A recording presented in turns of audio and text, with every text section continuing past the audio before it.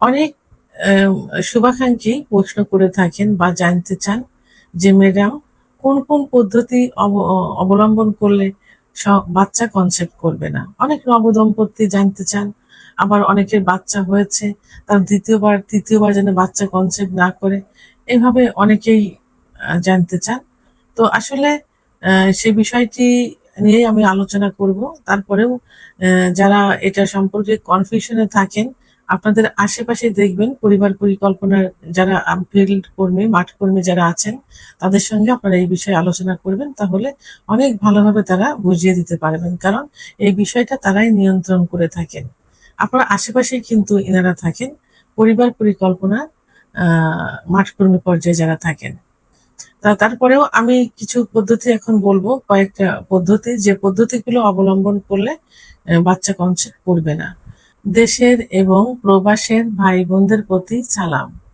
আসসালামু আলাইকুম। আমি প্রভাষক ডাক্তার রিক্তা পারভিন, হোমিওপ্যাথি এবং আয়ুর্বেদিক চিকিৎসক। চেম্বার সেবা হোমিও কমপ্লেক্স অ্যান্ড সেবা ডিজিটাল ল্যাব, উপজেলা মডেল মসজিদের পূর্ব পাশে, শিমুলিয়া, মাগুরা।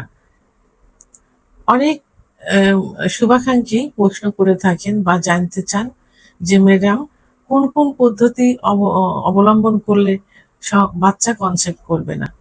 তো সেখানে আমি যারা নবদম্পতি থাকেন তাদের তাদের জন্য, অর্থাৎ এটা সবার জন্য খুব সহজ একটা পদ্ধতি হলো, এবং সহজ এবং নিরাপদ পদ্ধতি হলো কন্ডম।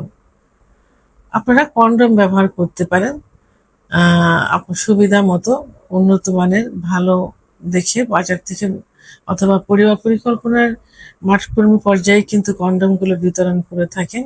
তো আপনারা এই কন্ডম ব্যবহার করতে পারেন। নবদম্পতিদের জন্য কিন্তু এটা খুবই একটা সহজ পদ্ধতি, কারণ এরা গভীর ক্রিয়াশীল পদ্ধতি গ্রহণ করলে আহ হয়তো কিছু সমস্যা এদের হতে পারে, যে কারণে এই কন্ডমটা ব্যবহার করতে পারেন।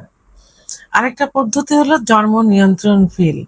এই প্রতিদিন একই নিয়ম করে এই পিলটা খেতে হয়। সঠিকভাবে এই পিল খেলে খুবই কার্যকর, এটা খুবই কার্যকর। এবং এটা অনেক সময় দেখা যায় যে বই বই ভাব আসে, মাথা ঘোরা ইত্যাদি, দুর্বলতা ইত্যাদি আসতে পারে। তবে নবদম্পতিদের জন্য বলবো যে আপনারা এই কন্ডম এক এক মাস কন্ডম ব্যবহার করলেন, এক মাস আপনার স্ত্রী খাবার পিল গ্রহণ করলো। এভাবে পর্যায়ক্রমে যদি করেন তাহলে কিন্তু আপনার শরীরের উপরে কোনো সমস্যা আসবে না। আপনার রিল্যাক্সে নববিবাহিত লাইফটা পার করতে পারবেন। অন্য যে উপায় আছে বা পদ্ধতি আছে সেটা হলো ইনজেকশন। এই ইনজেকশন 3 মাস পর পর নিতে হয়। তো ইনজেকশন নিলে অনেক সময় দেখা যায় যে মাসিক অনিয়মিত হয়, অনেকের মাসিক বন্ধ থাকে, আবার অনেকের মাসিক হতেই থাকে, এরকম সমস্যাটা হয়ে যায়। আরেকটা হলো আইসিইউডি, আইইউসিডি অর্থাৎ কপারটি। এই কপারটিটা জরায়ের মুখে স্থাপন করা হয়। এটা এটা 5 থেকে 10 বছরের জন্য দেওয়া হয়। 5 থেকে 10 বছর আপনি চাইলে ইচ্ছামতো এটা খুলতে পারেন। এটা করলে গর্ভধারণ করা সম্ভব হবে। এটা সাধারণত যারা, অধিকাংশ ক্ষেত্রে ভালো হয় যে একটা বাচ্চা হয়ে গেছে, 2টা বাচ্চা হয়ে গেছে, তাদের জন্য এটা ভালো, সব থেকে ভালো হয়। আচ্ছা, আরেকটা হলো, সেটা হলো ইমপ্লান্ট। এই ইমপ্লান্টটা পড়তে হয় সাধারণত হাতে পড়তে হয়। তো এটা ছোট ছোট রডের মতো থাকে। এটা 3 থেকে 5 বছরের জন্য পড়তে হয়। এটা পড়লে অনেকের শুট করে, অনেকের বডিতে শুট করে না।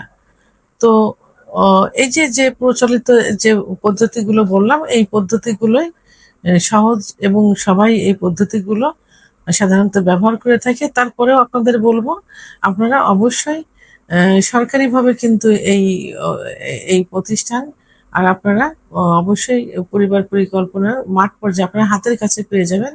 মাঠ কর্মীর সঙ্গে গিয়ে আপনারা এই আলোচনা করে পদ্ধতিগুলো নিতে পারেন।